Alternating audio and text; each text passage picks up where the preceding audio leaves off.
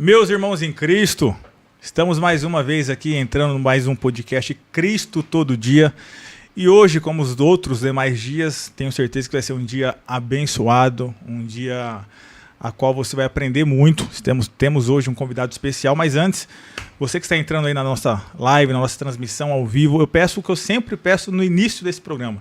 Tá? A única coisa que a gente pede aqui é que você se inscreva no nosso canal, dá um joinha aí nas notificações, compartilhe esse link ao vivo e um dos mais importantes é você curtir, porque você curtindo o vídeo, o YouTube vai entender que é um conteúdo relevante e de fato é muito relevante. Hoje nós falaremos aqui quase que uma hora completa sobre o livro de Jó. Eu tenho certeza que sairá pérolas aqui que vai abençoar a tua casa, a tua família. Então a única coisa que eu peço é curtir esse vídeo, se inscrever, compartilhe essa live com o máximo de pessoas possíveis, que eu tenho certeza que vai ser uma bênção. Antes de apresentar o nosso convidado especial, mais uma vez aqui, um amigo, já é quase o nosso convidado especial. Pastor Lércio, seja bem-vindo.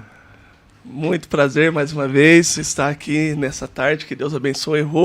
Prazer fazer parte desse podcast Cristo Todo Dia, e hoje nós temos um convidado muito especial, hein? Mega especial. Na verdade, ele é um amigo, mas ele também é pastor do Lércio, é pastor, amigo, professor, teólogo. Professor, mestre e teólogo. Mestre. E pastor Adriano, seja bem-vindo. Uma honra tê-lo aqui. Bom, já conheço há anos. Onde o senhor não chegou, a sua fama chegou, que é um homem de Deus, um homem que é usado por Deus, que prega muito, por sinal, né? Sim. Que tem corrido aí anos pregando o evangelho. Então é uma honra estar aqui. Obrigado. Seja bem-vindo, pastor Adriano. Obrigado, pastor Rodrigo. É uma honra poder estar aqui. É um desafio, né? A gente está acostumado com as tribunas. Sim. E quando chega aqui, a gente é um ambiente que a gente não está ainda muito familiarizado. Mas a gente vê que é o futuro, né? Esse tipo de bate-papo, de divulgar o evangelho. E agradecer pelo convite. O irmão Laércio aí, que eu tenho o privilégio de cuidar dele. Sim. E dizer também a minha filha que está aqui acompanhando, ao meu pastor-presidente, pastor Wagner, né, que é presidente da Assembleia de Deus Missionária, Ministério de Bauru, com certeza está aí acompanhando a gente. Quero aí desejar a paz do Senhor a todos os ouvintes também, que você possa ser abençoado aí por esse conteúdo. Pastor Wagner, estamos esperando o senhor aqui, hein? Né, pastor Lars? Falando de missões, isso mesmo, hein? Se for necessário, a gente vem com a comitiva para eu sentir à vontade, para poder falar. Verdade. A gente vem aqui para dando glória aqui no fundo aqui em espírito, porque não pode falar alto, porque só o senhor tem que... Ô, meu pastor Adriano, eu sempre, no começo, né, a gente pergunta como o senhor conheceu Jesus. Eu não falo, sempre faço brincadeirinha no começo, não falo berço evangélico, porque se você for no comércio, eu não acho o berço evangélico para comprar, né? Mas assim, você veio de um lar cristão ou não, ou como foi esse encontro com Jesus? Não, eu não vim de um lar evangélico. Na verdade, eu fui o primeiro, assim, da minha família. Eu conhecia, né, eu tinha um primo, um primo, se chama Renato, inclusive foi postado já no grupo da igreja, já o encarte, com certeza, depois a família nossa no Rio de Janeiro vai acompanhar. Eita, benção. Vai acompanhar lá. Eu andava muito com ele lá, ele me levava, ele era músico. E muitas vezes que ele ia tocar, ele me levava, né? E eu sabia que ele era, né, gostava da noitada e tal. E fiquei alguns anos sem ir para o Rio de Janeiro, fiquei muito tempo sem ir para lá. E minha vida virando um caos, né? Minha vida, assim, espiritualmente, um caos. E um belo dia eu estava em casa, ainda era do telefone fixo, né? Muitos nem sabem o que é isso. Essa geração aí Z não sabe mais o que é o telefone fixo. Mas tinha o telefone fixo em casa. E era assim, tipo uma meia-noite. E aí esse primo meu que eu ia com ele, me levou nos pagodes pra gente, né? Pra poder acompanhar ele ali. Ele me liga e disse que queria falar comigo. E, de repente, ele começou a falar enrolado. Falar em línguas. Hoje eu sei que, né? Sim. E eu, assim, na minha ignorância aqui, que eu comecei a pensar, eu falei, meu Deus do céu, meu primo chapou o coco, tá bêbado, e me ligou aqui, não tá conseguindo nem falar. E aí, ele falando em línguas, e eu comecei a achar que tratar aquilo com, né? Falei, de repente, Deus começou a usar ele para falar em palavra inteligível. Né? E aí começou a falar comigo, da minha história. E foi falando. E é uma coisa curiosa que eu falo, gente, sobre palavra profética. Você pode reparar a palavra profética. ela tem 3 níveis. Ela fala de passado, presente e futuro. Assim a gente observa a revelação profética. E foi exatamente comigo que aconteceu, Rodrigo. Deus começou a usar ele para falar do meu passado, o que eu tinha vivido, o que tinha acontecido na minha vida, o que eu estava passando.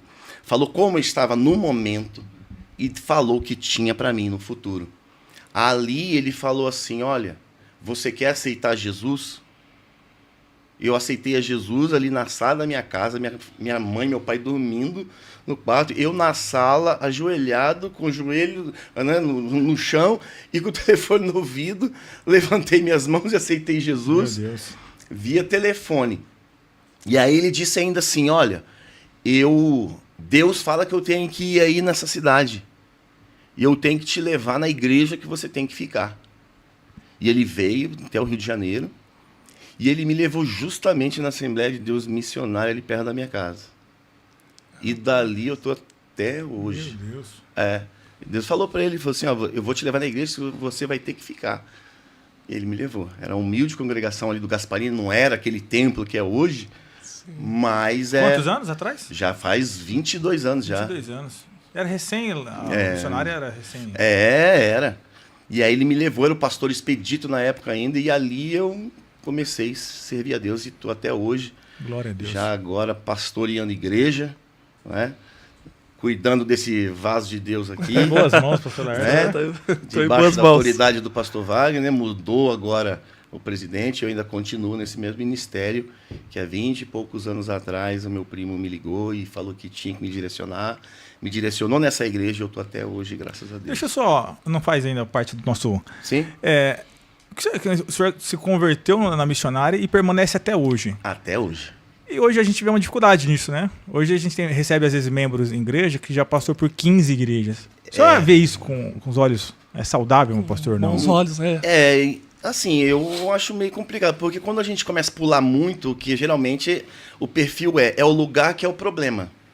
Não é? Eu vou sair daqui porque aqui é um problema. Aí sai daqui, vai para lá. Sai daqui porque aqui é um problema. Talvez talvez 2 lugares seja o problema, ainda até vamos dizer que fica dentro de uma normalidade. Mas agora, a pessoa passa por 4, 5, 6 igrejas, aí tem que ver se é o lugar que é anormal ou se é a pessoa que precisa definir a vida dela, o que ela quer para a vida dela. Então, assim, eu não vejo isso como uma coisa assim comum. Ainda para ajudar, né, vamos dizer assim, entre aspas, você tem um monte de opção hoje. Tem igreja para todo tipo de gosto. Né? Eu não gosto disso aqui, mas tem uma igreja que tem isso aqui, oferece isso que eu simpatizo, que eu gosto. Então, para ajudar, hoje ainda tem isso, tem essas variantes aí, e a pessoa escolhe a igreja do molde dela, do jeito que ela quer. E esse é o problema. O evangelho é submissão, é se sujeitar, é negar a si mesmo, tomar a cruz e seguir a Cristo. Só que a gente quer que a igreja, o molde, o sistema se adapta à nossa forma de pensar e ser. Mas eu não vejo de uma forma legal, não. Quando começa muito assim, eu acho que já não é mais o lugar. Aí já é a pessoa, Rodrigo. Maravilha. Bora começar, pastor Laércio? Mais lá. uma vez reforçando, gente, tá com uma boa audiência aqui. Curta o vídeo, tá? Deixa o joinha lá. Se quiser alguma dúvida sobre o Jó, manda aqui que a gente manda no pastor Adriano. Já faz a pergunta aqui na hora. E antes mesmo de começar, Rô, tem alunos dele aqui que já começou a entrar. Tem pessoal ligadinho lá de Araçatuba. Alô, pessoal de Araçatuba, que Deus abençoe vocês. Deixa o like aí, Cristo Todo Dia Podcast, que Deus abençoe vocês aí dessa cidade maravilhosa. Glória a Deus. Então vamos começar pelo começo, né, meu pastor? Eita, nós. Pastor, a gente vai falar hoje sobre o livro de Jó, que é um livro fantástico. Sim. É um livro assim, a Bíblia por completa ela é fantástica, mas o livro de Jó eu costumo dizer que o livro de Jó é um soco no nosso rosto, porque ali você vai entender isso até o final. Mas assim, o pastor Adriano, a gente pode falar que o livro de Jó, ele além de ser um livro poético, ele é um livro teológico. A gente tem base para falar isso, não? É um livro teológico do Velho Testamento? Tem sim, Rodrigo. Tem. E muito, muito. Eu disse para o irmão da seguinte forma: quando a gente fala do livro de Jó, a gente imagina um livro poético que relata a história de um grande justo que passou aqui por essa terra. Só que se a gente for olhar nas entrelinhas, tem muito conteúdo teológico. Muitas informações a respeito, por exemplo, doutrina de angelologia. Dentro do livro de Jó? Dentro do livro de Jó. Você tem uma noção. Você tem uma noção a respeito da atuação do inimigo, por exemplo. Você sabe como que é a atuação dele. Existe uma lenda aí circulando aí no nosso meio, que já parece que já virou lei, que o diabo estava preso, né? Ou está no inferno. E até usam até aquela ilustração de que Jesus foi no inferno e tomar a chave. E o livro de Jó, ele assim, desconstrói esse conceito, essa ideia de que o diabo está preso, ele está acorrentado. Nada disso. Então, o livro de Jó fala sobre isso. Ainda no tema angelologia, a gente pode observar também no próprio livro hierarquia de criação. Até isso a gente vê no livro de Jó. Depois a gente vai falando com um pouquinho mais de detalhes. Mas é um livro riquíssimo nesse tipo de assunto. Mostra a questão da justiça de Deus, vai mostrar a falha da justiça humana. Então, é um livro riquíssimo. Então, quem pensa que o livro de Jó é só contar a história do sofrimento ou responder a seguinte pergunta: por que o justo sofre? Não é só isso. Então, ele tem muito mais conteúdo do livro de Jó. Uma coisa aqui que a gente deve destacar, que o sofrimento de Jó é um sofrimento tão intenso que alguns estudiosos chegam até a afirmar, Rodrigo, que Jó não foi um personagem real. Por quê? Por quê? Porque eles falam assim, é sobre-humano isso daqui. Ninguém consegue viver, passar o que ele passou e permanecer fiel. Ou seja, nenhum homem é capaz de suportar tal prova. Só que não. A Bíblia vai nos dar referência. Regra de hermenêutica, a Bíblia interpreta a própria Bíblia. Ela mesma vai dar referência que Jó é um personagem real, que é uma pessoa que existiu e que passou por essa terra. Então, primeiro ponto que a gente deve ter sobre o livro de Jó é que realmente Jó existiu, que foi um personagem. E a própria Bíblia dá testemunho dele. Pelo menos 2 passagens bíblicas vai mencionar isso. Uma no Antigo e outra no Novo Testamento vai mencionar que Jó era uma pessoa real. Por exemplo, quando Ezequiel estava no cativeiro, estava aquela eminência que Deus ia destruir, e um grupo de profetas falando que não ia acontecer, que ia retornar logo. Mas Deus já tinha decidido que ia destruir o povo. E Deus tinha decidido de uma forma assim, tão categórica, tão contundente, que ele falou assim, que ainda que Daniel, Samuel e Jó estivessem no meio deles, só seriam salvos pela sua própria justiça, mas não seria suficiente para salvar o que eu vou fazer com o povo. Então, ou seja, ele está trazendo à memória o quê? Uma pessoa real, dizendo, se Daniel, Samuel e Jó estivessem aqui, só salvaria eles. O que eu quero fazer com o povo, eu não ia livrar. Então, assim, já é uma menção. Tiago, no Novo Testamento, o irmão de Jesus, ele vai mencionar e vai trazer à memória o quê? Um exemplo de paciência e perseverança. E ele fala, olha o fim dele depois de ter perseverado. Então, você vê pelo menos essas 2 referências aí falando do personagem. Tiago não ia citar um exemplo de alguém que é fictício. Então, ele está citando uma pessoa real. Então, primeiro ponto, Jó existiu e é um personagem histórico também. Não é só Bíblia, mas é uma pessoa que realmente existiu. Já fica claro aí, então, né? Eu ia fazer isso, a referência de Tiago mesmo, né? Ele fala sobre o sofrimento, tudo ali, com base em Jó. Aí você vê que no Antigo também tem. Exato. Você vê que o profeta, Deus usa, é Deus, na verdade, que usa o profeta para trazer a memória de Jó também, entre as pessoas justas, que ele, que está mencionado como justo ali, que não seria suficiente a justiça deles para livrar a sentença que Deus tinha. Então, Deus trouxe uma pessoa da existência de Jó, acho que o catolicismo, uma grande maioria, não crê no Jó que existiu. Tem essa vertente. E não é pouca, não. Não, né? Não, e não é só católica, assim, não, viu, Rodrigo? Tem muita linha. Por exemplo, você pega alguns pais da igreja, tem alguns pais da igreja que acreditam que é alegoria. Que é tipo uma parábola. É uma forma de ilustrar assim, a resiliência, mas não é uma história de um personagem real. Só que não, nós já citamos aqui pelo menos 2 referências. Deus usando a figura dele como exemplo. Tanto Tiago como Deus usando a figura deles lá para ilustrar que é uma pessoa real. Maravilha. Pastor, já embasado dentro disso que a gente está tratando, o senhor já começou falando do inimigo aqui. Nessa reunião que ele se apresenta e a essa indagação, O que o senhor pode falar para a gente a respeito dessa reunião e como ele tem esse acesso nessa reunião? Você vê que eu falo que o livro de Jó é um livro muito teológico. Às vezes, assim, a gente ouve na igreja, nós estamos aqui na presença de Deus e o diabo não entra aqui. Aí, gente. Como não entra? Dá a entender que é um conselho ali, né? Exatamente. Um conselho. É isso aí. É um conselho celestial que a Bíblia não menciona o quê? Mesmo porque o termo original lá, que quando fala que Satanás se apresentou, é um termo que tem, assim, que dá a ideia de algo judicial. Ou seja, que como que você estivesse perante um juiz em um tribunal. Então, traz esse conceito, essa ideia no original, tá? Traz essa ideia de um conselho celeste se reunindo para tratar assuntos. Agora, o que fica só no campo da especulação, o que tratava lá, o que se trata.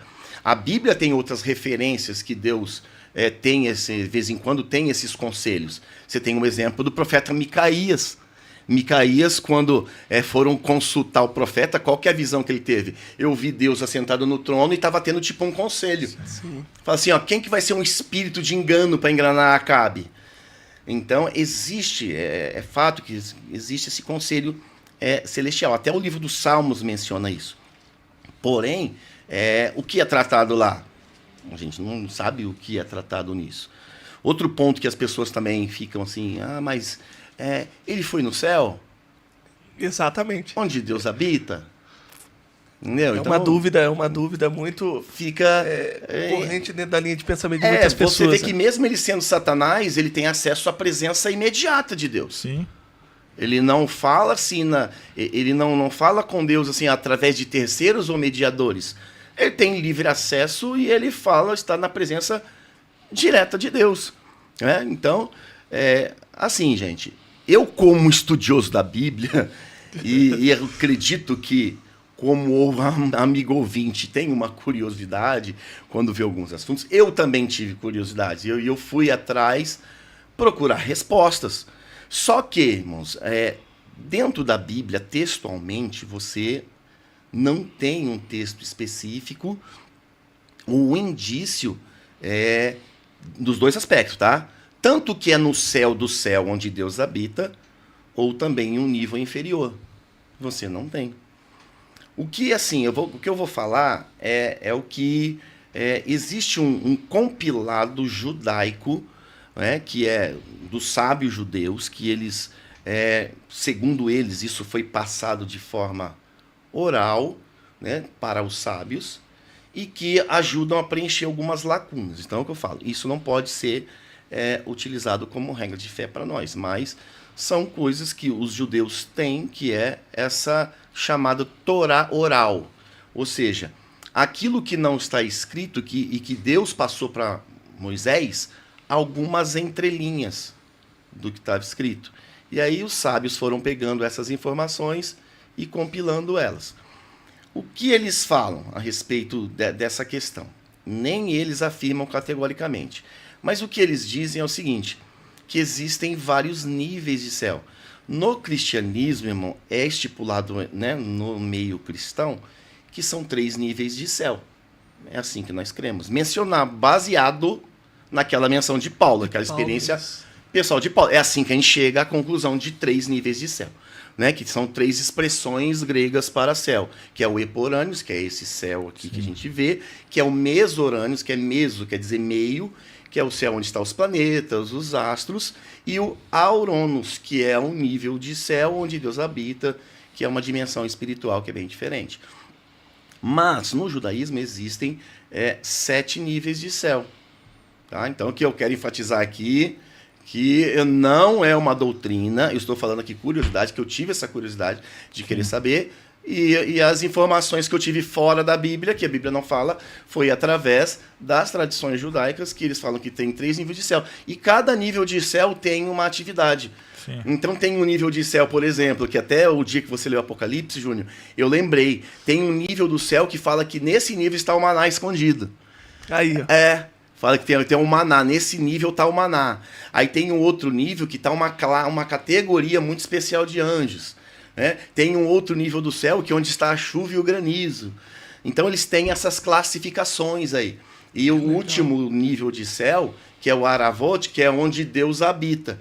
Então, assim, nem entre eles dão essa indicação de que Satanás esteve ou no céu do céu, que é esse último nível aí, ou em um nível. Pode ser que ele tenha ido em um nível inferior do céu. Porque quando a gente fala céu na Bíblia, a gente tem que entender que os céus são camadas, são esferas. Sim. Né? Mas aí digo e repito, essa foi o máximo que eu cheguei para tentar desvendar a minha curiosidade, mas nenhum deles chega a cravar e dizer, não foi no céu, mas foi no nível inferior do céu. Então vamos ficar assim, com a seguinte declaração que está ali, que é mais palpável, que ele tem acesso à presença direta de Deus. Ou indiferente, ou se for naquele céu no nível mais elevado, ou no inferior, ele tem acesso à presença de Deus diretamente. Então, isso aí é fato, não tem como a gente contestar. Exato, sobre o local. E nem ali também no verso 6, os filhos de Deus, ali também tem um debate sobre isso, né? Quem seria os filhos de Deus? Porque veio os filhos de Deus, depois Satanás, né? Quando você fala Satanás também, o Satanás, quando você fala Satanás no sentido... Né?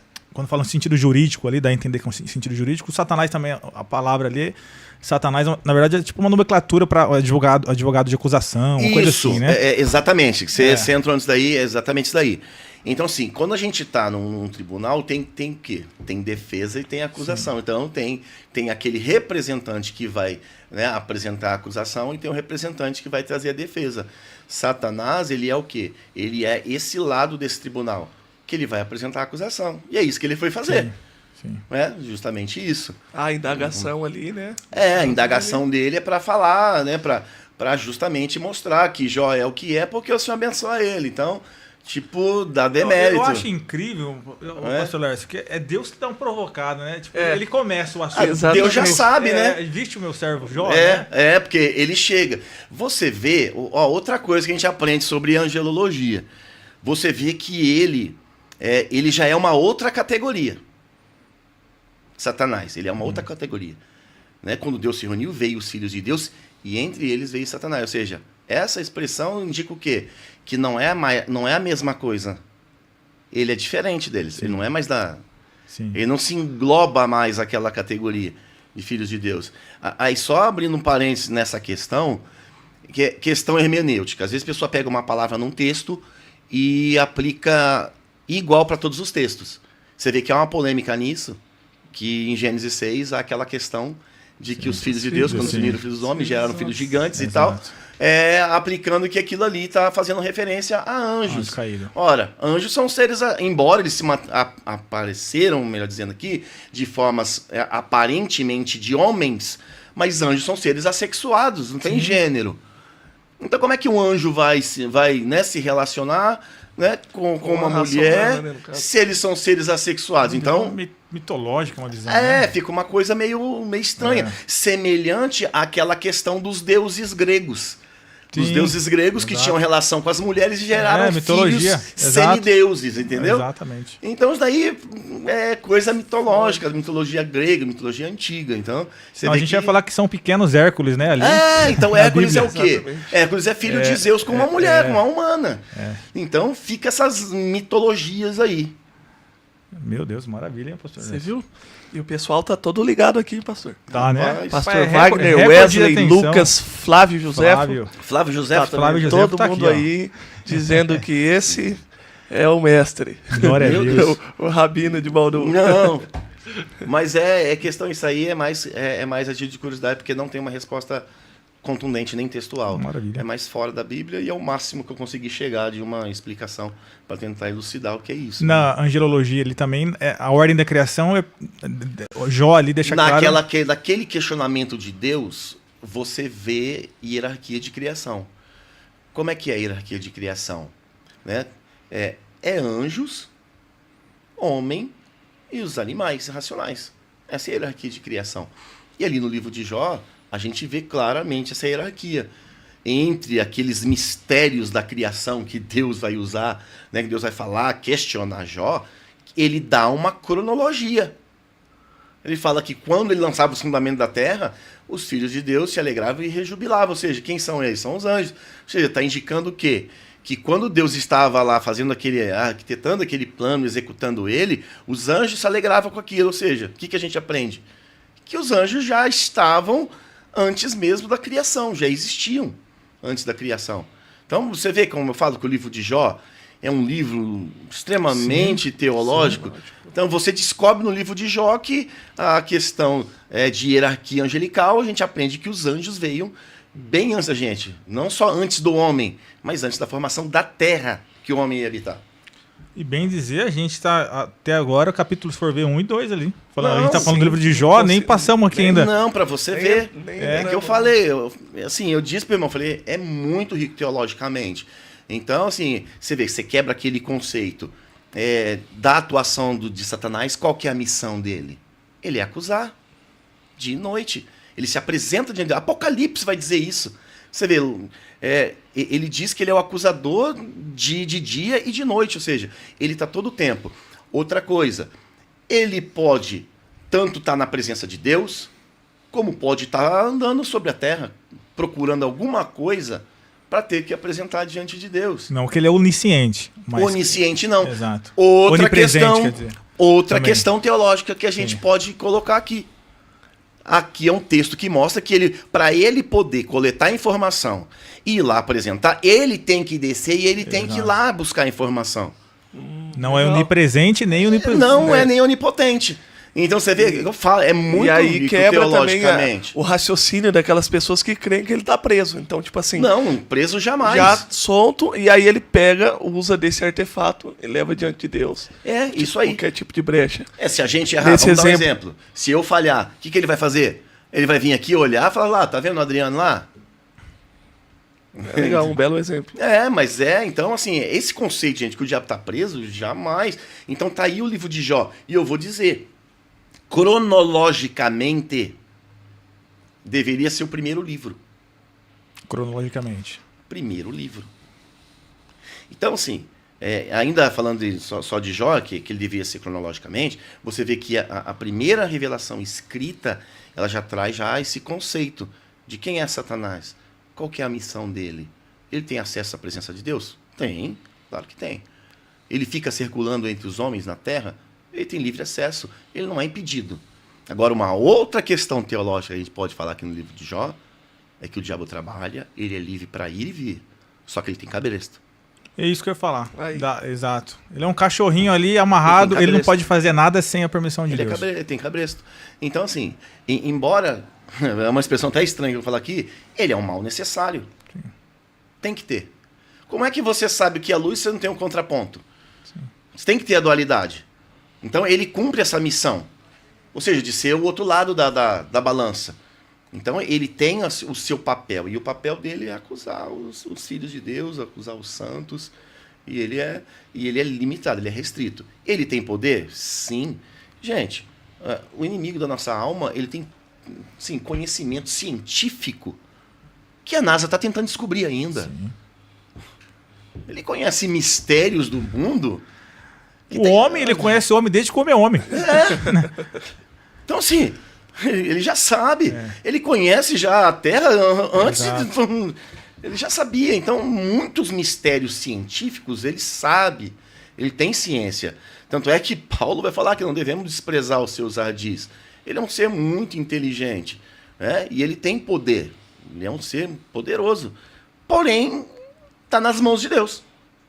Então, ele faz conforme Deus concede. Mostra que a gente vê umas fotos no Facebook, no Instagram, que é tipo Deus com o diabo num braço de ferro, meio que disputando o poder. Aí mostra que não tem nada disso. Não existe Deus poder. É o todo-poderoso e Satanás é isso aí. Tem cabresto, pede. Não tem como ter uma batalha com Deus, né? Não tem como medir força, fazer queda de braço com Deus. Incrível. Não existe isso, não tem como. Deus é muito superior, não tem como. Até um salmo que fala que pelo hálito da sua boca, ele diz... Gente, se Deus soprar, sabe? E ele é o dono de toda a vida, seja física, seja espiritual, microscópica, é ele que ele é autor. Se um dia Deus falar assim, quer saber uma coisa? Vou acabar com você. Acabou. Indo lá pro Apocalipse, lá no final do Armagedon, é isso, né? Ele acaba, chove fogo lá e acaba rapidinho, assim, com todo mundo que tá revoltando ali, né? Não tem o que fazer. Então, assim, ele é um mal necessário, Deus permite ele fazer atuação, porque tem que revelar algumas coisas. Aí você vai me perguntar, por que Deus deixou Satanás entrar no Éden? Deixa Adão e Eva quietinho lá. Mas como é que você mostra a fidelidade se você não tem o lado negativo para testar a sua fidelidade? Aí, ó. Então, é o que eu falo, ele é um mal necessário. Ele tem que existir para quê? Para que a justiça de Deus seja manifesta, revelada. Então, ele tem que ter. Então, essa missão dele de ir lá acusar faz parte do projeto de Deus. Faz parte. Outra coisa que a gente aprende sobre ele é essa coisa que, né, a gente fala e vira, né, até não pode ser assim, contundente nessa questão. Deus permite o inimigo tocar na gente? Claro que permite. Às vezes a gente escuta sempre falar, né, os irmãos falar, o inimigo não toca. Não tocou em Jó? Aí. Então assim, Deus permite, gente. O livro de Jó é um livro que deixa bem claro isso, que Deus permitiu. Mas quando Deus permite, Deus tem um propósito. Deus tem um propósito no sofrimento. Então, a gente vê no livro de Jó alguns paradigmas sendo quebrados. Se um dia Deus permite o inimigo tocar, né, Deus do livre e guarde, tocar na gente, para provar a nossa fé. Porque ele permite para provar a nossa fé, testar a nossa fé. E tem muita gente que não aceita isso, né, meu pastor? Assim, eu vi um livro esses dias que o cara, cristão, tudo mais, ele disse que o Deus ali de Jó, pra ele é o diabo. Porque no sentido, tipo, sabe? Parece Porque como é que permite uma coisa dessa? Exatamente, tem gente dificuldade com contraditório, né? É tipo assim, irmão, o que a gente vê no livro de Jó é uma coisa maravilhosa. Uma coisa, assim, a gente fica alegre, fica feliz, né, em ver, né, os irmãos reconhecer Deus na nossa vida. Isso é bom, é agradável. Mas, irmãos, uma coisa, não desprezando, né, o reconhecimento de vocês. Uma coisa é o Júnior, né, o Rodrigo me reconhecer. Outra coisa é Deus dar testemunho de mim. É verdade. Rapaz, olha o peso disso. Você tem ideia, irmãos? Deus dá testemunho da minha justiça? Meu Deus. Irmão, a Bíblia fala que a nossa justiça é como o trapo de imundícia. Sim. Você sabe que o termo hebraico ali é um termo muito pesado, ele chega até a ser grosseiro, a expressão. O termo lá quer dizer menstruação. Meu Deus. Era aquele pano que usava, que, né, a tecnologia do tempo bíblico não é que nem hoje, que tem esses recursos acessórios que as mulheres usam. É referente àquele tecido que usava para conter o sangramento desse período. Então aquilo é uma ideia assim, não é nojenta, assim, meu Deus, imunda de. Sim. E é isso que e ela quer trazer essa ideia do quê?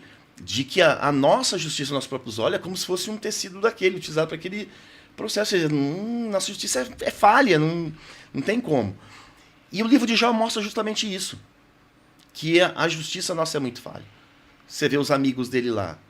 Qual que era o propósito do sofrimento de Jó? Era pecado?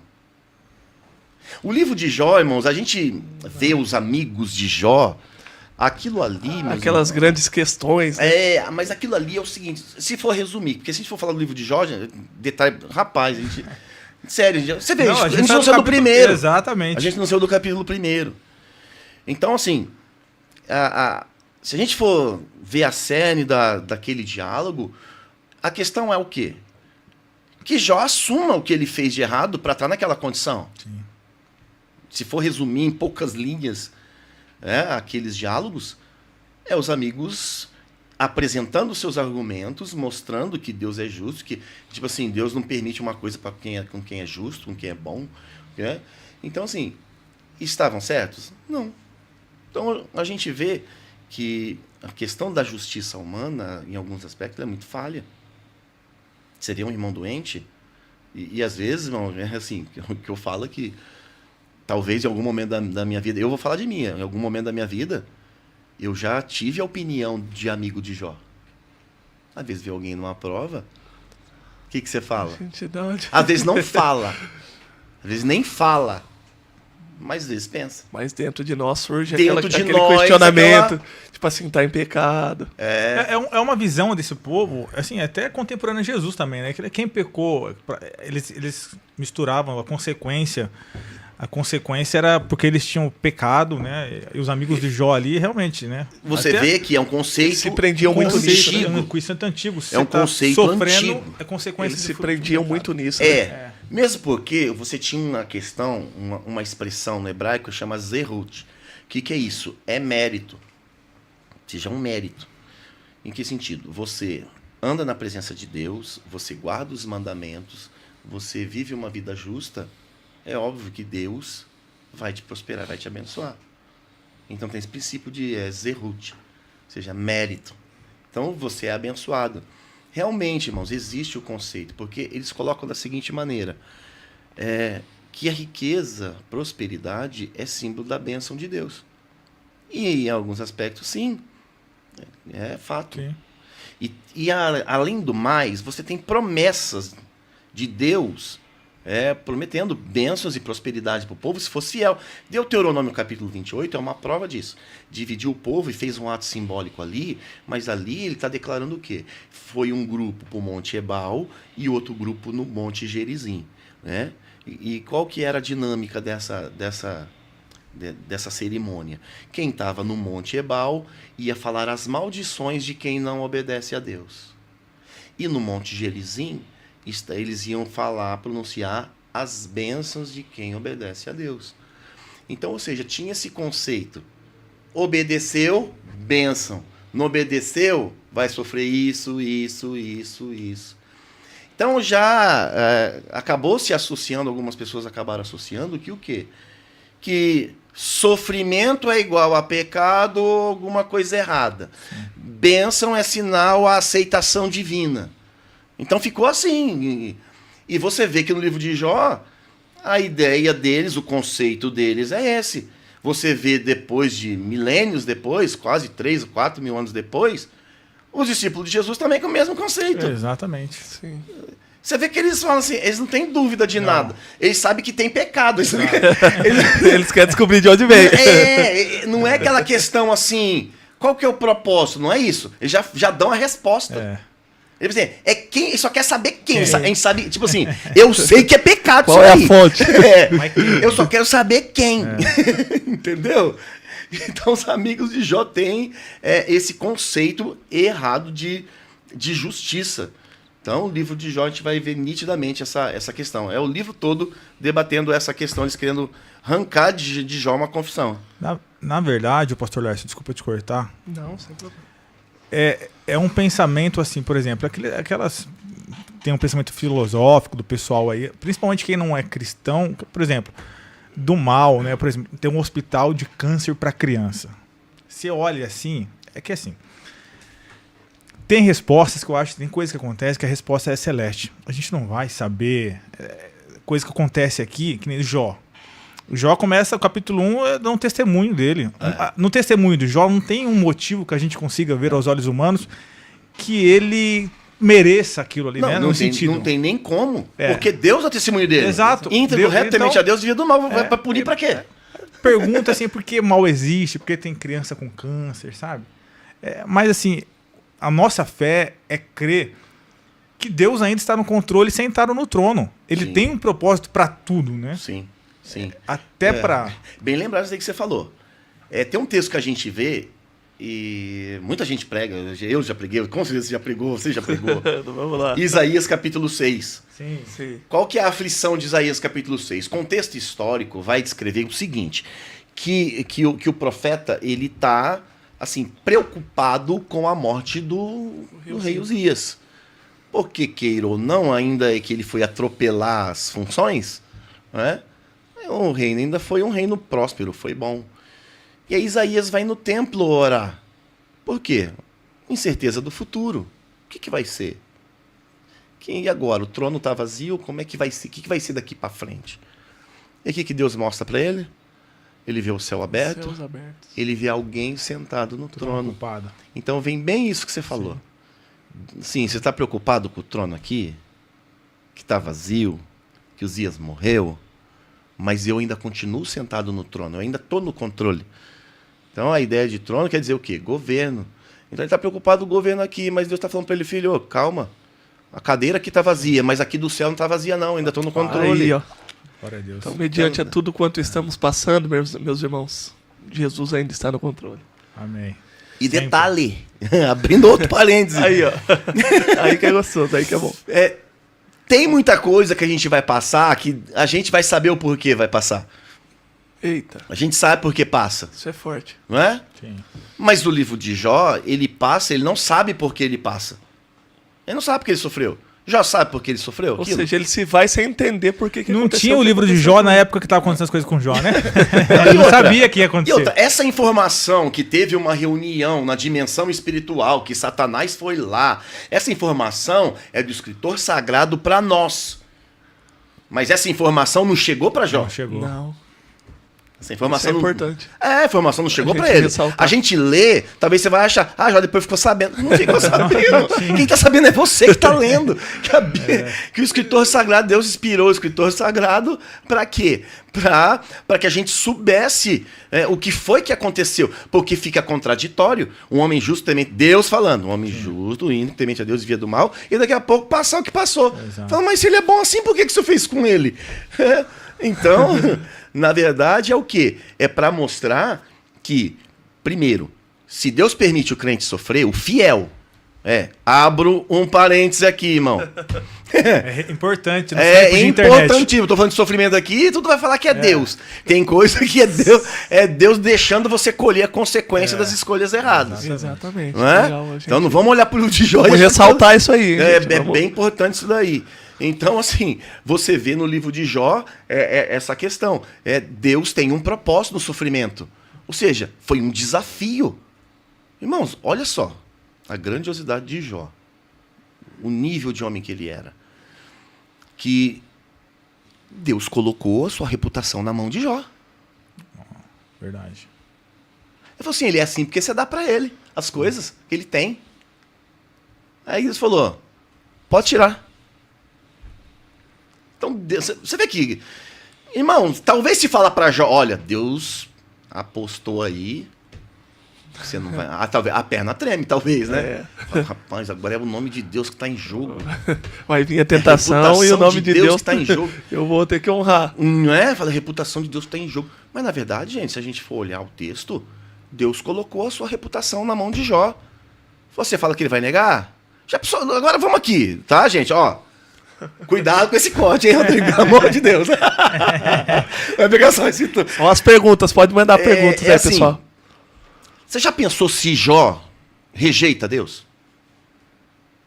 Como é que ia ficar aquela fala de Deus falar assim, não, pode arrancar que eu assino, pode arrancar. Meu Deus. Então você tá, irmão, olha o peso que é isso. É forte, hein?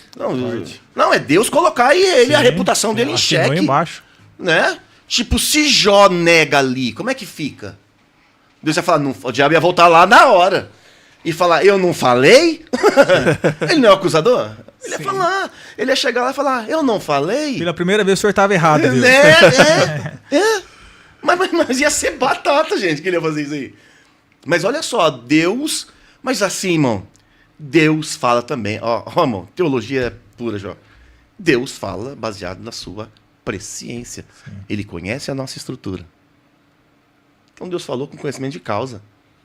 Tipo, Deus conhece Jó e... Entrega ali de olho fechado. Pode tirar que eu conheço ele por dentro, eu sei. Pode tirar. Muito bom, hein? Glória a Deus. Ele, nesse contexto ainda, meu pastor Adriano, ele pode, por exemplo, dá a entender que ele usou também Jó, não usou no bom sentido da palavra, eu falo, para humilhar Satanás.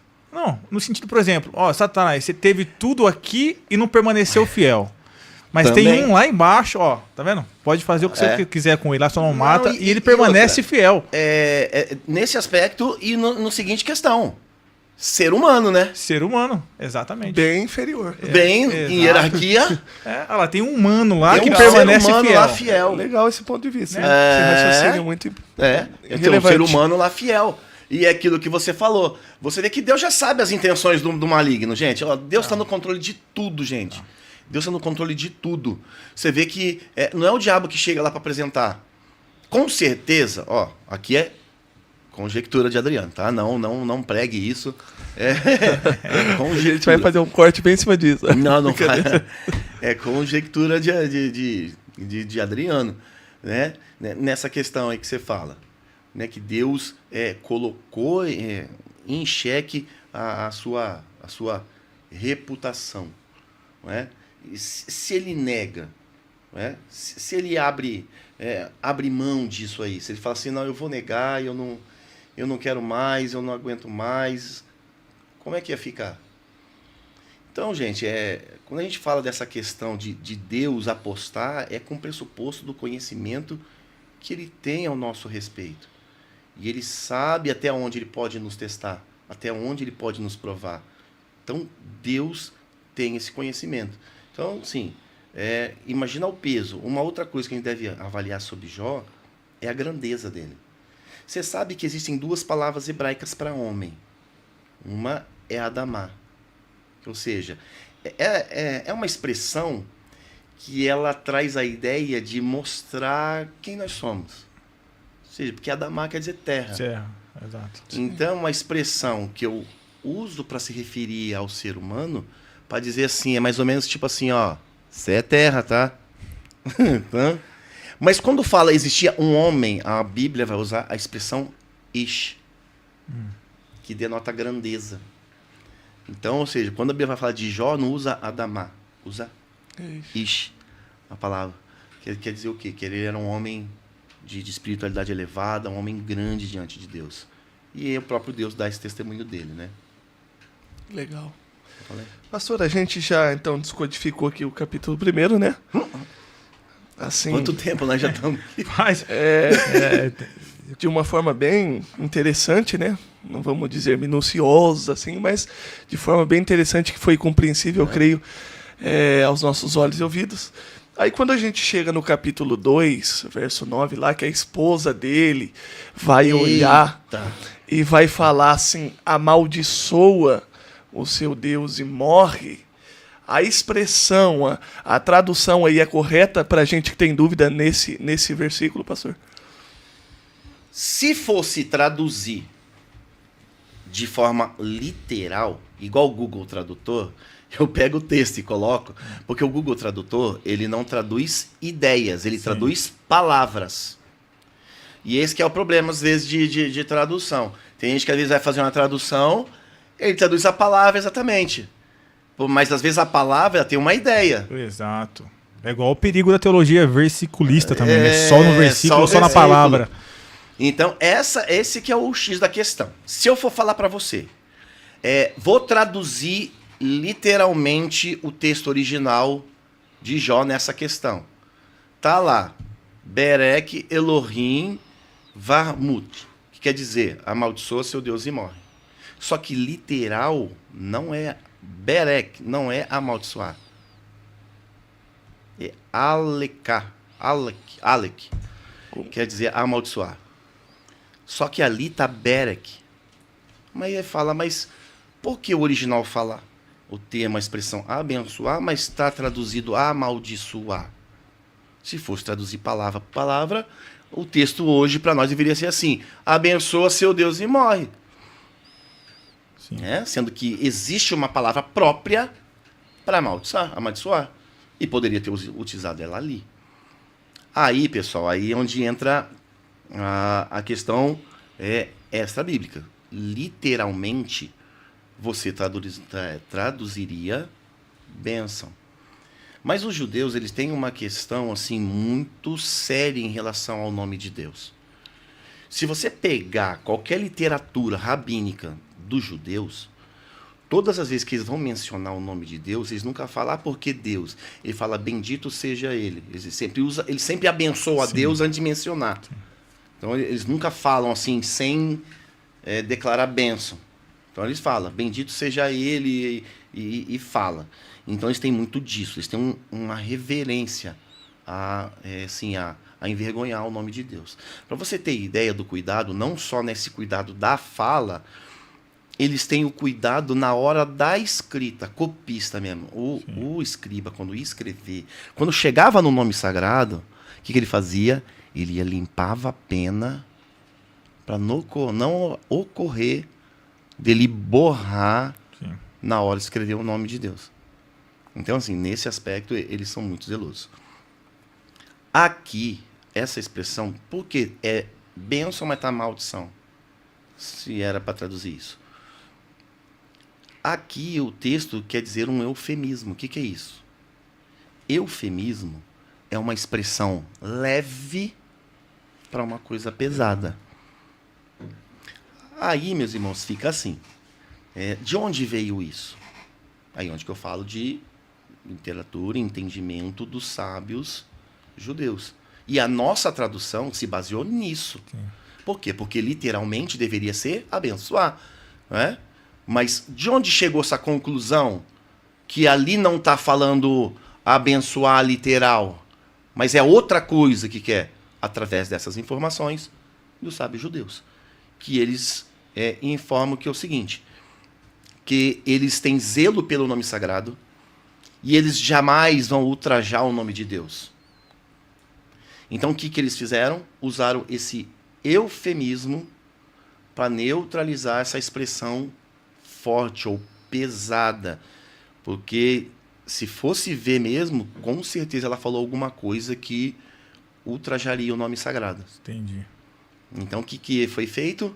Colocou esse eufemismo para atenuar e não associar o nome de Deus à maldição, ou seja, amaldiçoando o nome de Deus.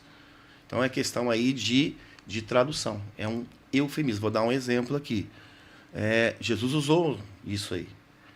Quando o amigo dele está morto, morto literal. Só que Jesus fala para os discípulos? Ele dorme. Então, ou seja, o que é isso? É um eufemismo.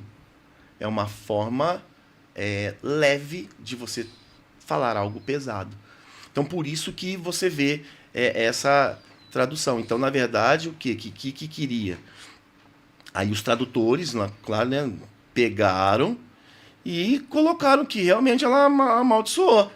Só que os judeus, no original, não tiveram essa, vamos dizer assim, coragem de colocar amaldiçoa seu Deus e morre. Mas foi uma expressão pesada que a mulher de Jó, tanto que eu li um comentário que ela usou. Um comentário que é nessa linha que o senhor está falando mesmo, viu, pastor? Tanto que no sentido assim, e ela usa também, esse comentário deixa assim, no sentido, amaldiçoa o seu Deus, no sentido assim, amaldiçoa para ele te matar logo. Acabar com o sofrimento. Isso. Se amaldiçoa, ele já te mata. Ele já te mata, entendeu? Exatamente. Nessa pegada, né? É isso aí, porque assim, com todas as questões que o pessoal pode falar da mulher de Jó, o homem perdeu tudo, perdeu a saúde, mas ela tá lá. Tá lá. Então você imagina você ter que conviver. Quem convive com pessoa doente, ela praticamente perde a vida dela, ou não? Exatamente. É verdade. Exatamente. Você conviver com uma pessoa inválida que, né, que tá ali, que necessita de muito cuidado, a sua vida neutralizou. Sim. Você tem que abrir mão dela. A sua vida acabou para você cuidar da pessoa. Exatamente. Então aquilo ali era até, na verdade, um desabafo para ela poder assim, tipo assim, morre logo, que acaba o seu sofrimento e eu vivo a minha vida, porque eu tô vivendo em função disso, não tô vendo. Então era mesmo assim, não, morre logo para acabar logo esse problema. Para mim e para você. Dá para entender um pouco ela no sentido assim de ela ter perdido 10 filhos, né? Sim. É mãe ainda mais apegada. Eu até fiz uma listinha aqui, irmão, do que Jó tinha. Manda aí. Ele é empresário. Ele tinha 7.000 ovelhas.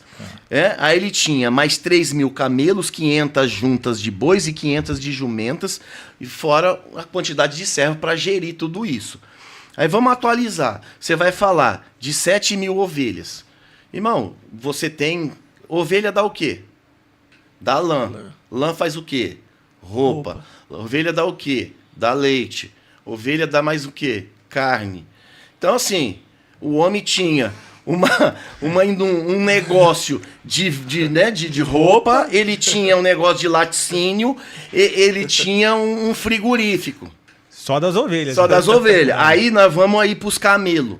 O que era camelo? Camelo no mundo antigo é um animal que ele consegue percorrer grandes distâncias em terrenos áridos. Ou seja, é um transporte de longa distância. Como se fosse um carro abastecido a água hoje em dia. E outra, ele consegue viajar longe. Então, exato. Uma empresa de transporte é o Uber da antiguidade. O homem tinha uma empresa de transporte e viagem à distância. Exato. Sim. Aí ele tinha mais 500 juntas de boi. Irmão, 500 juntas de boi, você tem que ter um par. Então, são 1.000 bois. Para arar a terra, você imagina o tamanho da fazenda que era para você ter 500 trator para poder arar a terra que você tem. Então, é muita coisa. Jumenta. O que é jumenta? Jumenta é um animal de tração.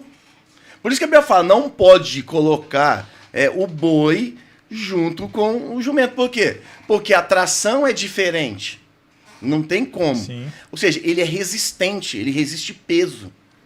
Tinha as caminhonetes da vida. Né? Então ele é aqueles caminhão de transporte, uma transportadora, de transportar carga. Então, assim, ele era um homem mega rico, fora a quantidade de empregado que tinha para gerir tudo isso. Fala que ele era o mais rico, né? Fala que do Oriente não Oriente tinha. Era o homem mais rico. Aí, de repente, você perde tudo isso do dia para noite. Um dia. Foi Né? um dia. E, de repente, depois os seus filhos... Rapaz, era uma coisa, assim... por isso que as pessoas falam, é sobre-humano. Sim. Sobre-humano, não tem como você resistir a uma coisa dessa. O legal também é a gente comentar aqui a respeito dos ataques do inimigo sobre ele. Essa é a questão. Voltando um pouquinho, né, nós vamos falar sobre a influência do inimigo sobre as pessoas, né, que eu acho interessante a gente abordar isso, Rô. Sim. E sobre os ataques. Será que o inimigo ele tem poder sobre os fenômenos da natureza? Porque você vê no verso 16 do capítulo 1, essa questão do fogo do céu. Então, eu vou falar assim, da forma cultural, tá? Quando você fala fogo do céu, tem várias variantes do termo. Você tem literal mesmo, a manifestação sobrenatural que Deus veio e desceu e queimou. E você tem também essa expressão também, eles usavam também para falar de fenômenos naturais. Por exemplo, raio. Raio era chamado como fogo do céu na antiguidade. Então, assim, quando cai um raio numa árvore, o que acontece? Não pega fogo? Pega fogo.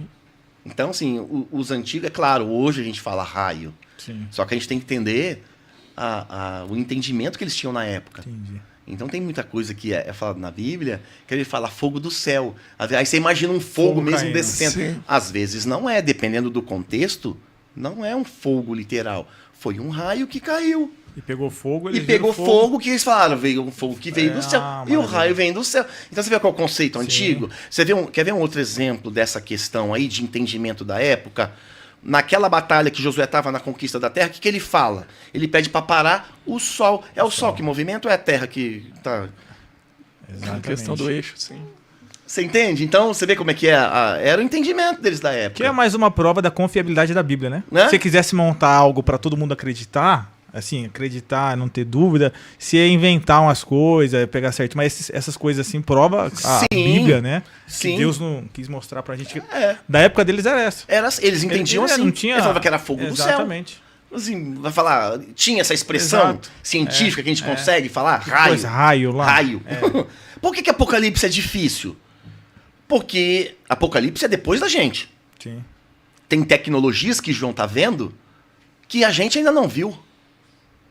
Os gafanhotos. Né, entendeu? E algumas coisas. A imagem que fala, o que é isso? Por isso que ele usa muita figuração. É semelhante a... Porque tem muita coisa que ele tá vendo que é fora da época dele. E como que ele vai expressar aquilo? Ele vai expressar usando uma coisa que ele conhece do mundo dele. Dizem que fala até drone que ele viu, né? Então, Helicóptero, não pode sei ter lá. visto? Exatamente. Não pode ter visto um holograma? Só que ele trouxe pra realidade dele. Ele trouxe pra realidade dele. Holograma, exato. Imagem fala? Claro que não fala.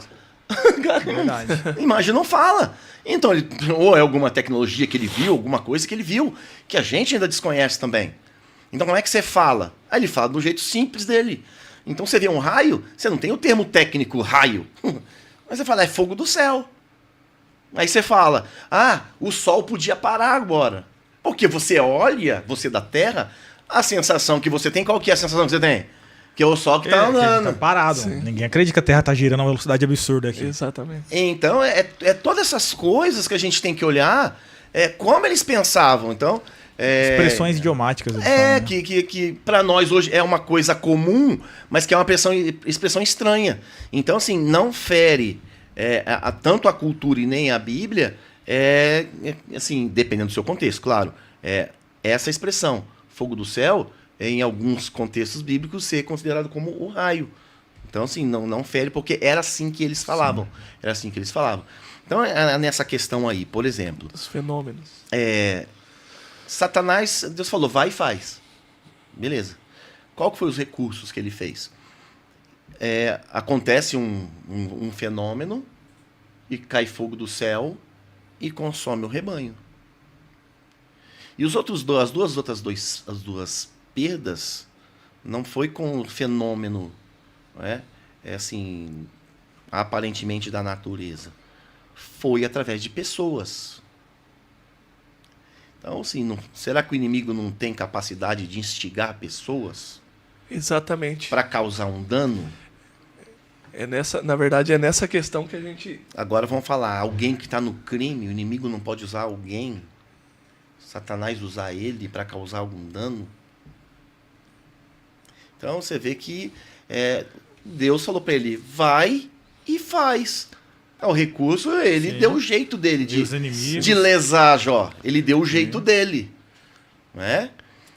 Aí que eu falo, o rebanho pode ser tanto, ou foi fogo do céu, ou fogo de Deus. Então foi Deus que queimou as ovelhas de Jó? Ou foi um fenômeno natural, um raio que ele pode ter domínio sobre isso? Né? Então, é até uma curiosidade, irmãos, que você vai ver em Apocalipse, tem anjo que tem controle sobre o sol. Não tem um anjo que joga uma taça lá e aumenta o calor do sol? Sim, então, assim, tem anjos que tem essa capacidade. Né? Só que a gente não pode assim afirmar com todas as letras se Satanás tem essa capacidade. Né? Para você ter ideia, o termo original lá, quando Jesus vai expulsar, acalma o vento e a tempestade, você vai ver que é a mesma expressão que é usada para expulsar demônio. Exatamente. Então, assim... Exatamente. Por que não poderia dizer que acalmou? Por que usar a mesma expressão? A mesma expressão. Por quê? É aí que eu falo, gente. A luz do original é a mesma palavra. Sim. Pode estar implícito aqui que aquela tempestade não era uma tempestade natural. Era uma atuação demoníaca para impedir que o discípulo chegasse do outro lado. E hoje a gente vê o poder de influência, pastor, do mal em muitas pessoas. Por exemplo, foge do raciocínio humano tanta maldade. Né? Por exemplo, a pessoa fazer atrocidades que nem a gente está vendo hoje, através da televisão. Você para e pensa, poxa, mas será que a pessoa em sã consciência faria algo de tão extraordinário, puxado para o mal, voltado para o mal, né? Com certeza. Aí a gente entra nisso que o pastor está falando, na questão de influência maligna. Influência, que eu falo. Assim, não vou generalizar, tá? Tem gente que tem natureza ruim mesmo. Mas tem pessoas que também são assim, tomadas pelo inimigo e fazem coisas que a gente fica chocado quando vê. Então tem todos esses aspectos. Eu vou ter que dar um pulo gigantesco, porque o nosso tempo aqui já está estourando. Passou rápido demais. Tem que marcar com o Adriano umas 3 horas de podcast, viu? Jesus, amado. Não saímos do capítulo... Eu vou falar que eu vou adiantar. Eu tô falando que a gente vai adiantar, porque a gente tá no capítulo 1, 2 aqui. Não vai. E deixa aí um pouquinho, a gente vai ter os 4 amigos, né? Assim... São amigos, um pouquinho também é amigo, né? Porque saíram de longe pra ver Jó. Tem amigo nosso que quando ainda tá no pior, nem vem ver, né? Pelo menos eles foram lá, né? Se locomoveram, foram até Jó, mesmo sabendo que o Jó tá na sarjeta, eles foram, né? Então... Não, Não, pra você ter ideia, da localização deles, onde Jó supostamente estava, dá a média de 400 a 500 quilômetros que cada um andou pra chegar, pra encontrar Jó. Então, e viajar 400 quilômetros. Daquele tempo. Há 4.000 anos atrás, sabendo gente, não é andar de avião, né? Exatamente. Sabendo que o Jó já estava na sarjeta ali, eles foram. Não é? Então, assim, na pior das hipóteses, pelo menos, assim, prestativo foram. Né? Então, vou dar um salto aqui. Então, aí tem os 4 amigos, né, que vão lá, tá? O último amigo, o mais novo, ainda um pouco mais coerente, né, com o entendimento da situação de Jó. E a gente vai quando Deus começa a falar. Capítulo 38. É interessante isso daí, ó, porque assim, ó, você sabe que esse livro tem 7 vozes falando, né? Você tem a mulher de Jó falando, que é a primeira. Você tem a voz de Jó. Você tem a voz dos 4 amigos, que dá 6. Sim. A última voz, que, olha, curiosidade, 7. Olha, será que... Cristo-ocidência. Olha, que coincidência, né? Não sei se é Cristo-ocidência, né? Você vê, o número 7, que é o número de Deus, quem vai falar? A 7ª voz? O próprio Deus. É de Deus. É ele que fala. Você vê que o que se fala em 30 capítulos, Deus resolve em 2. Em 2. Fica debatendo, você vê, os 4 amigos. A dinâmica é o quê? São 3 lotes de debates. São 3 fases, né, de debates. Nas 3 fases, cada amigo tenta, assim, arrancar de Jó uma confissão. Primeiro ele dá uma explanação do que é a justiça, da visão que eles têm do que é justiça. Diz assim, a justiça de Deus é assim, assim, assim, então não condiz com isso que você está passando. Então, sabe, tipo, dando aquela... Então, assume logo, Jó. Tipo, cada um apresenta uma visão do que é a justiça de Deus. Né? E é curioso, irmão, que você vê, é que eu falo, a Bíblia tem que entender a cultura para a gente entender a Bíblia. Você sabia que a ordem da fala tem até a ver com cultura. Na cultura oriental, quem que fala tem a primeira palavra? O mais velho. Quem é o último a falar? O mais novo. É o mais novo. Então você vê que o livro respeita apresenta essa cultura, ou seja, quem fala é o mais velho, depois é o segundo mais velho, e vai indo até chegar o mais novo. Então respeita essa hierarquia. Então outra lição que é importante no livro de Jó é respeitar a hierarquia. Você vê assim, eu estou chegando agora, né, filho? Calma. E isso é cultura oriental. Você vê que quanto mais velho, a idade hoje, no mundo que a gente vive, é desprezo. É ultrapassado. Exato. Sim. Você vê como é que a cultura bíblica é uma contracultura ao mundo. Você vê que a primeira palavra é quem? O mais velho. Ele tem que falar. Então o livro vai seguir essa dinâmica. E ele segue sempre essa questão. O amigo fala, Jó se defende, e Jó depois vai questionar Deus. Então todas as falas, você pode reparar o livro de Jó, ele vai seguir essa dinâmica. O amigo dá a opinião dele, Jó rebate a opinião, e depois Jó vai falar com Deus. Então toda a dinâmica do livro vai falar sobre isso aí. Mas quando chega em Eliú, que é o mais novo, ele é o que chega mais próximo. E aí a gente abre um parênteses aqui. Cara, às vezes despreza o novo, não dá o microfone pro rapazinho porque ele é mais novinho, porque às vezes Deus pode usar ser mais coerente do que alguém que é mais vivido. É claro que a gente não pode colocar isso como uma regra, jamais. Sim. Não é? Mas ali dos 3 amigos, o mais novo foi o que mais se aproximou. E aí o capítulo 38 lá de Jó, ali, irmãos, é uma aula de ciência e de revelação de mistério. Porque o que você vê Deus falando, por exemplo, dos mistérios da criação, aquilo é uma forma de mostrar a incapacidade de Jó. Ou seja, de mostrar para ele, falar assim, porque às vezes a gente fala, irmãos, num tom que parece que a gente sabe tudo. E ali Deus pega assim mistérios profundos e joga assim em Jó, e Jó vai se sentindo assim: quem lançou os seus fundamentos? Sobre o que estão alicerçadas as suas bases? Quem esticou sobre ela o cordel? Quem colocou os limites do mar? Fala como é que é. Explica isso para mim se tu sabes. Então você está vendo que tipo assim, Deus vai falando coisas Porque ele fala... E é interessante que Deus vai falar de mistérios da criação, Deus vai falar de curiosidades da natureza, vai falar do reino animal e vai falar também do seu controle. Ele vai apresentar coisas assim que não tem controle, aparentemente é fora de controle. Uma das coisas que ele vai usar, que aparentemente que é uma coisa assim incontrolável, que assusta os homens, é o Leviatã. Leviatã. Ou seja, tanto é que o Leviatã, ele até tem uma personificação do caos. Sim. Ou seja, algo que vem e causa um caos. Mas onde Deus entra nisso daí? Nessas falas com Jó. Ele mostra que ele tem o domínio, ele tem o controle. Então ele usa essa figura do Leviatã para dizer o quê? Pode estar um caos, mas eu estou no controle, eu estou no domínio. Então para você é um caos, mas para mim eu estou no controle. Então Deus vai mostrando a sua grandeza e mostrando que Jó é... Tem perguntas ali que até hoje a ciência não responde. Não tem. Rapaz, o livro a gente está falando de quase mais ou menos 6 mil anos o livro, por aí. Né?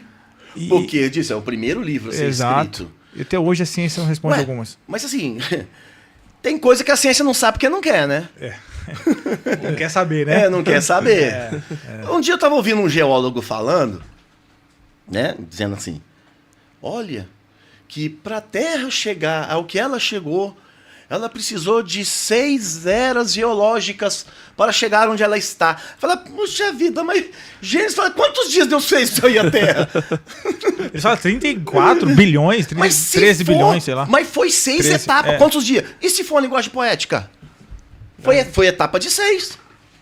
Então, assim, já está lá, está respondido. Né? Até os rabinos falam que se você quiser saber o mistério do universo, fica nos 2 primeiros capítulos de Gênesis. Que ali está tudo. Então, assim, a Bíblia tem resposta para tudo. Que nem um dia eu estava falando com você, brincando, né? Nós estávamos falando sobre filosofia. Que muitos teólogos gostam de estudar filosofia, assim, eu acho lindo, maravilhoso, mas eu fico questionando. São teses. Para que filosofia? O que é filosofia? Filosofia é fazer uma pergunta que ele tenta achar a resposta e não consegue. Qual que é a frase mais célebre da filosofia? Quem sou, de onde vim e para onde vou? E a Bíblia responde essas 3 perguntas. 3 perguntas. E a gente quer estudar filosofia. Filosofia não consegue responder. Para que a gente quer ficar nela? Então, é o que eu falo. Então tem muitas coisas que... Né, a Bíblia foi aproximadamente 70 perguntas que Deus fez para Jó. 70 perguntas. É muita pergunta, né? Meu Deus. Toma. Ai, responde. Você sabe, não é? Por quê, gente? Porque chegou num certo ponto do sofrimento dele que ele começou a se defender mesmo. E aí onde Deus precisou entrar e mostrar para ele também. Tipo, seus amigos não estão errados. Mas você também já está falando já. E ainda fala, quem é esse que fica falando e obscurecendo os... entendeu? Você já começou a falar, já começou a atrapalhar as coisas. Eu costumo dizer que Mas Jó... é justificável. É justificável, né? Passar o que ele passou? Exatamente. Talvez você e eu reclamaríamos pelo menos. Exato. A gente falou que ele era rico. Perdeu tudo. Hoje, por exemplo, a gente ganha um salário, um base pequeno, manda embora e o cara já amaldiçoa Deus e tudo. Pois é. Né? Imagina o cara rico, o mais rico do mundo. Morreu os 10 filhos. Como o Elon Musk hoje, milionário. Do nada ele amanhece pobre. E não só isso, perde saúde. Saúde. E por que Deus não tocou na esposa? Entendeu? Ela tinha o papelzinho dela. Qual foi o papelzinho dela? Foi pra testar a fé. Bom, por isso que algumas pessoas falam que Jó foi testado em tudo, né? Não tem área. Você vê como deve doer a sua mulher falar pra você, morre logo. Morre. Não fica cuidando de você não, negócio. Morre. Não aguento mais ficar cuidando de você. Morre logo. Porque aí você me livra, te livra e fica em paz. Então é uma coisa muito... dói demais. A família... 70 perguntas. Eu costumo dizer que Jó não tem as respostas que ele queria, mas ele encontra a verdade que ele precisava, né? Que Deus estava no controle de tudo, até no meio das... isso Deus falou. Que está no controle, mas não explicou por quê. Não explicou. Não explicou por quê. E é bom que ele fala depois, né? Eu só conhecia de ouvir. Agora os meus olhos te veem. Depois dessas 70. Meus olhos te viam. 70 perguntas. Aqui não cabe, né, meu pastor, que eu vi, eu tenho que fazer a pergunta, né? Eu já tenho o meu conceito, mas aqui não cabe. Eu vi alguém forçando ali para ver Jesus Cristo. Por exemplo, Jó viu Jesus ali. Não, né? Meus olhos te viram, ele entendeu. É forçar demais o texto ali, né? Ver demais. Cristo. Se fosse teofania, ele ia ficar claro que era teofania, mas não era. Não, ali ele quer dizer o quê? Na verdade, com sentidos. Entravam sentidos, a audição agora. Ou seja, uma coisa é você ouvir. Sim. Outra coisa é você ver. Então, assim, o que ele estava falando?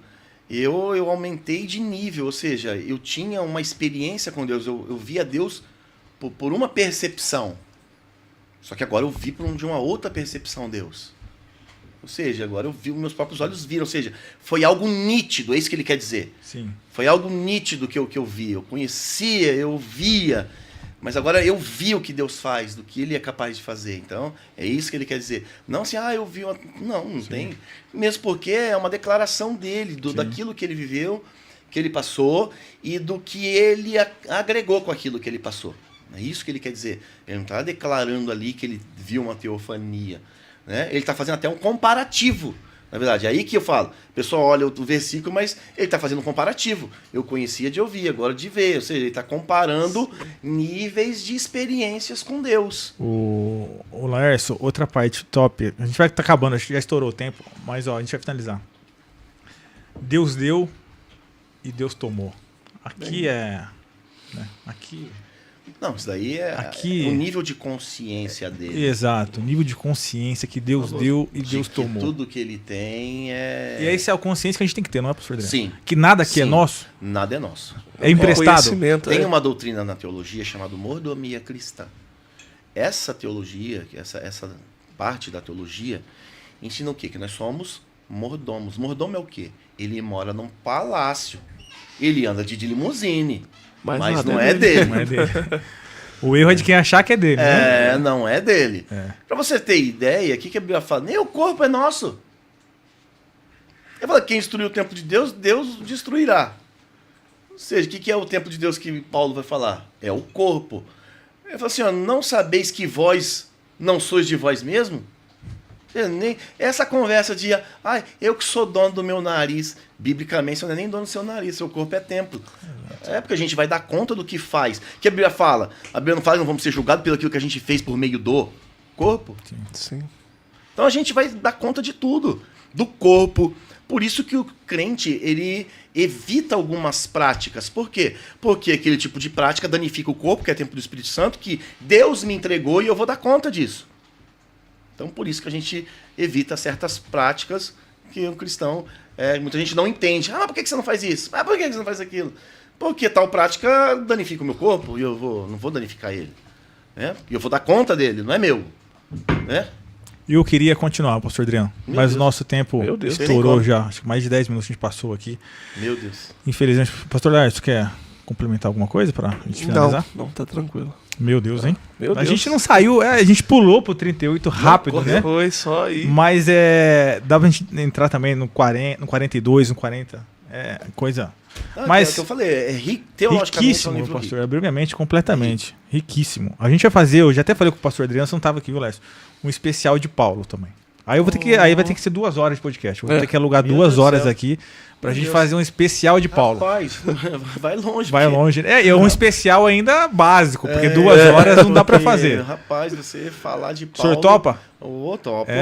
Maravilha. Topo. Já tá então o convite aqui ao vivo. Gente... Estamos finalizando mais um podcast Cristo Todo Dia. Obrigado. Tá? Eu sei que teve um povo aqui que permaneceu. Foi igual o Jó, permaneceu. Permaneceu. A gente pode usar o texto de Jó como, assim, se eu resumir, permanecer? Permanência. Resiliência. Permanecer. Permanecer. É meio tudo permanecer. E o que a gente pode tirar, assim, é que Deus, em algum momento da nossa vida, pode provar a nossa fé. Amém. Como ele fez com Abraão. Sim. Foi provar a fé. Sim. Vamos ver até onde ele vai, se ele acredita em mim. Então, e a gente está sujeito a isso. A Deus provar a gente. E se ele te provou... pode responder. Exato. Se ele te provou, ele te dá graça para você passar pela essa provação. Sim. Tem gente que fala assim... Eu já vi gente dizendo assim, por exemplo... Nossa, se eu tivesse um exemplo... A gente usa essa doença maldita, mas se eu tivesse câncer, eu não aguentaria passar o que o irmão está passando. Você não sabe? Não sabe. Você tem a graça para resistir hoje. Quem sabe no amanhã, quando estiver, Deus vai te dar graça para resistir a doença de lá, né? Aí a pessoa passa e fala, nossa, como consegui resistir? Deus te deu graça para essa. Para passar.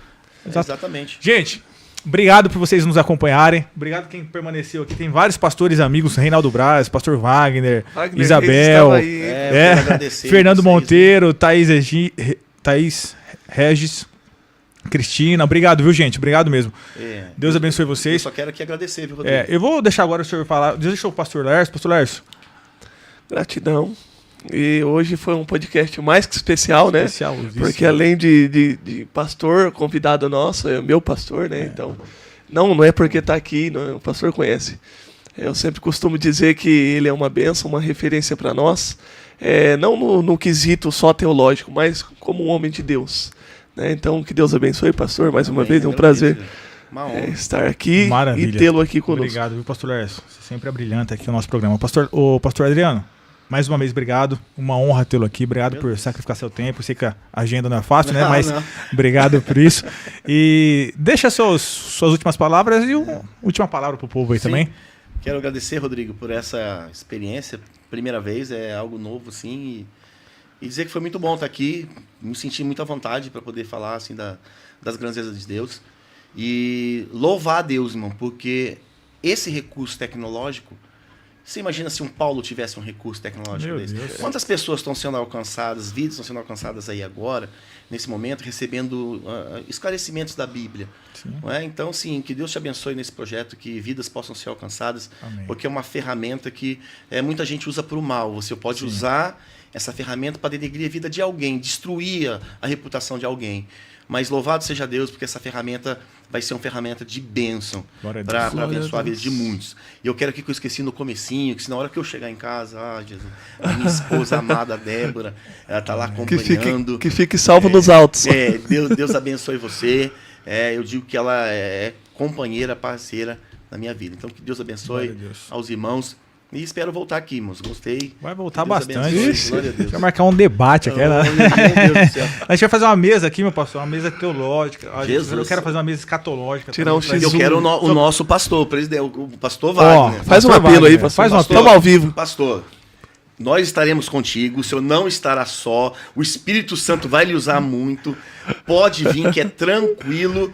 Não ande em terreno morrediço. Aquilo que o senhor sempre orienta a gente. Mas vem aqui que vai ser bênção de Deus aí, não só na nossa vida, mas na vida de várias pessoas que vão estar acompanhando aí. Será que ele traz o Lucas? Será que ele traz o Lucas? É melhor não, né? O Lucas ele é meio que o nosso sinédrio, né? Ele é o nosso... Tem que trazer o Lucas para um debate aqui. O Lucas pode trazer? Essa eu quero estar junto. O Lucas é bom para debate. Essa eu quero estar. Psicologia, psique. Lança o primeiro debate, vai. Lucas, tá desafiado, só tem que achar o oponente do Lucas, viu? Porque... Lucas, príncipe. Vai ser o primeiro a debater aqui no Cristo Todo Dia. Gente, Deus abençoe vocês. Obrigado mais uma vez. Estaremos juntos aí. Daqui a pouco saem os cortes também do pastor Adriano. Compartilhe com o máximo de pessoas que você puder. Deus abençoe vocês e beijo no coração. Tchau. Cristo Todo Dia. Glória a Deus.